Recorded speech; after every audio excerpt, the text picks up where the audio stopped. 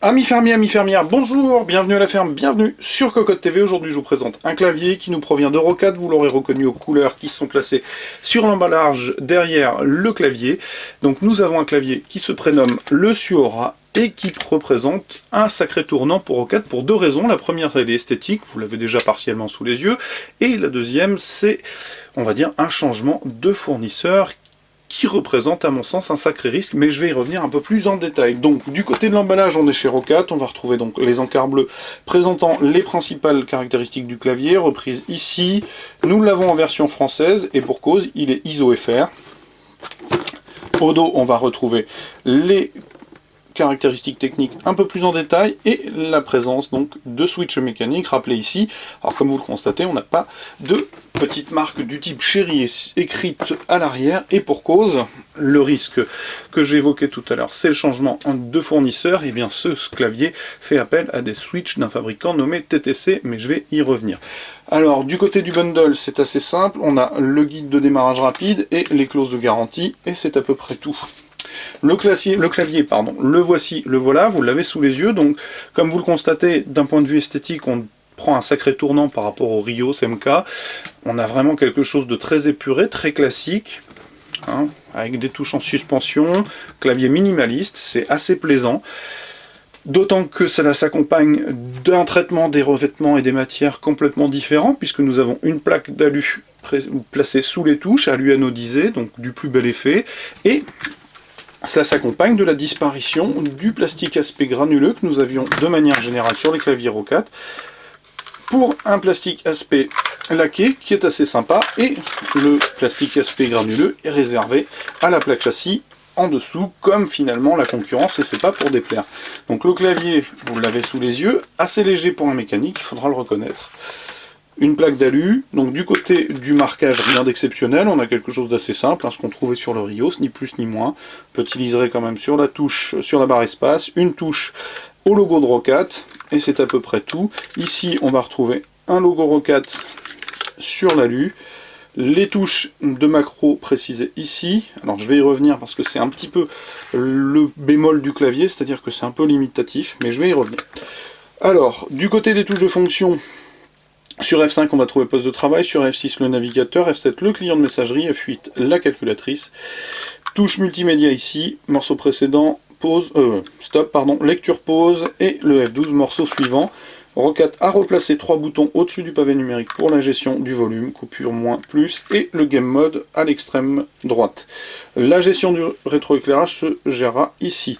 Alors je le disais, les macros sont placés ici, c'est le petit souci du Suora, c'est-à-dire que les macros ne sont réservés exclusivement qu'à ces touches-là, et vous ne pourrez pas les placer sur le reste des touches alphanumériques, ce qui est un peu dommage, parce que si vous jouez côté flèche, c'est plutôt pas mal, vous avez à peu près des touches à disposition. Par contre, si vous jouez sur EDSF ou ZSQD, c'est fichu, vous n'avez pas de macro à disposition, et ça c'est un petit peu restrictif, je trouve ça regrettable.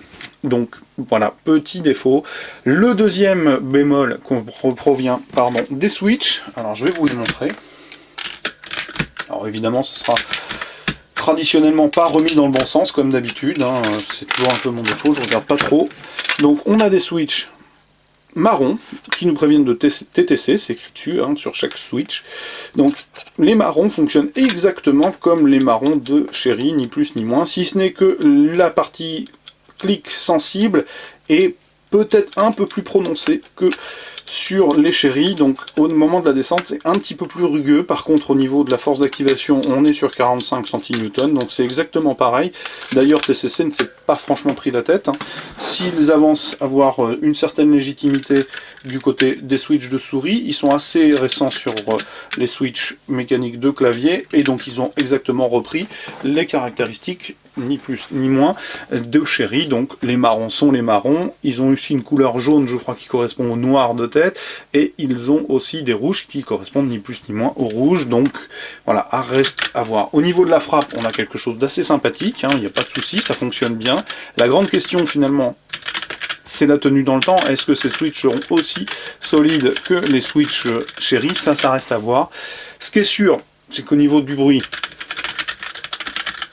on a un clavier qui est assez bruyant, dans la mesure où, alors je sais pas si avec le micro de la caméra vous l'entendrez bien, mais les touches doubles résonnent particulièrement au niveau du bruit de ressort.